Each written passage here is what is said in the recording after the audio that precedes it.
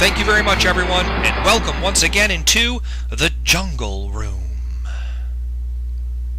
On October 3rd, 1977, millions of people around the United States sat down in front of their televisions to watch a program which would mean many things to many different people.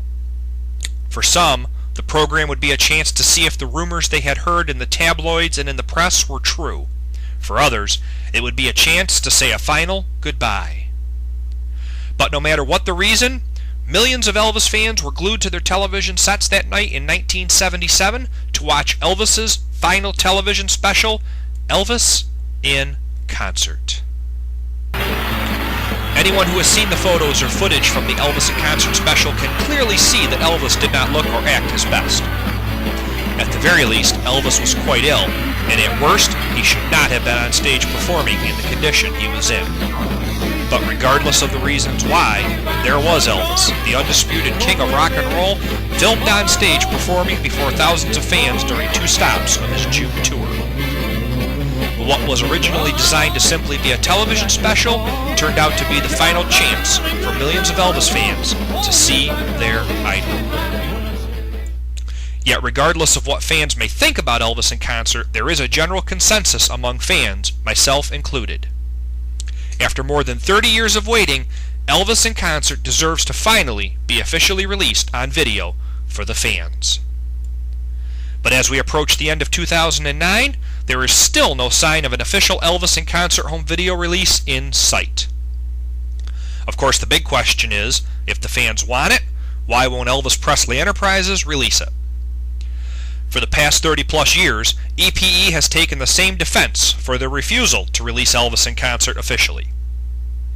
According to the frequently asked questions section of Elvis.com, quote, "Because of the severity of Elvis's health problems at the time the special was shot, Elvis was far from his best in the way he looked and the way he performed," end quote.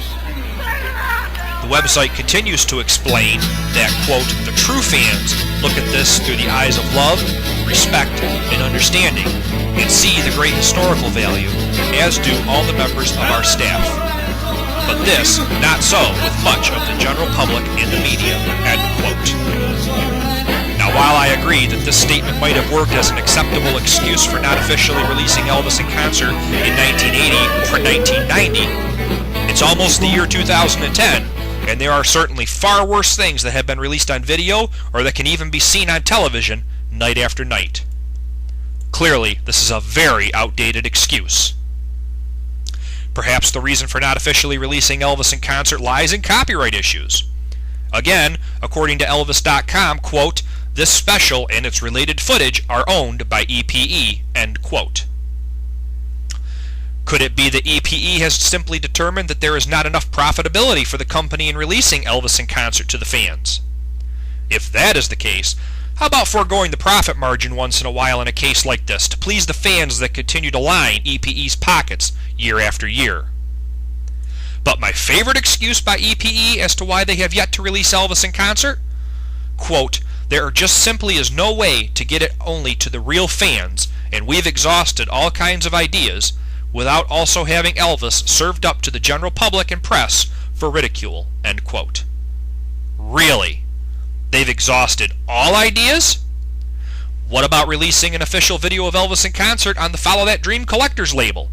After all, isn't that what the FTD label was created for? The die-hard Elvis fans? It would seem to me that this would be the perfect way to satisfy both the fans and EPE. The video could be made officially available to the fans that wanted to own it through shopelvis.com, yet it would not be stocked on store shelves at your local music store in plain view for public scrutiny. Yes, the media could obtain a copy of the video and create negative press about it, but didn't that already happen when Elvis in Concert originally aired on the television back in 1977?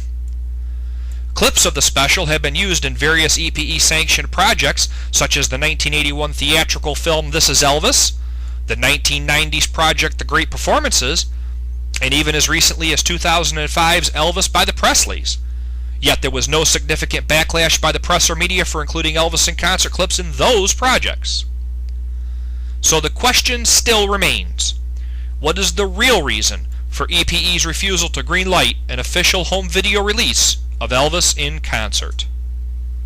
Sadly, after hearing all of EPE's excuses, the truth of the matter is, we may simply never know the real answer.